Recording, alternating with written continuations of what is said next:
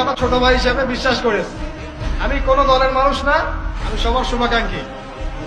এই বাংলাদেশ ঈসা আলাইহিস সালাম শাসন করবে, এই ভারত ঈসা আলাইহিস সালাম শাসন করবে, এই জেরুজালেম ঈসা আলাইহিস সালাম শাসন করবে, এই আরবের যত কান্ট্রি দেখতেছেন সবগুলো ঈসা আলাইহিস সালাম শাসন করবে।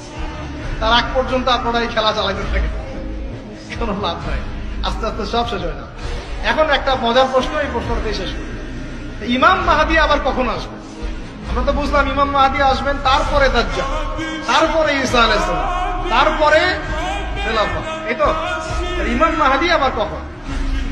আমাদের বুয়েটের মাহদী বের হয়, পাঞ্জাব থেকে মাহদী বের হয়, হ্যাঁ, বাংলাদেশের ওই কোনায় মাহদী বের হয়, সৌদি আরব থেকে ওই কোনা থেকে মাহদী বের হয় না? খুব ভালো করে মনে রাখবেন, যতক্ষণ এই বিশ্বে একটা মালহামা না হচ্ছে মাহদী আসছেন না। কথা ক্লিয়ার? এই বিশ্বে যতক্ষণ একটা মালহামা না হচ্ছে মাহদী আসছেন না। তিনি আসবেন ফাতিমা রাদিয়াল্লাহু আনহার বংশ থেকে। কার বংশ? তার আসল নাম মুহাম্মদ। কি নাম? তার নাক উঁচু, নাক একদম উঁচু, খাড়া, কপাল চওড়া, চেহারার গড়নটা আমাদের নবী সাল্লাল্লাহু আলাইহি ওয়াসাল্লাম।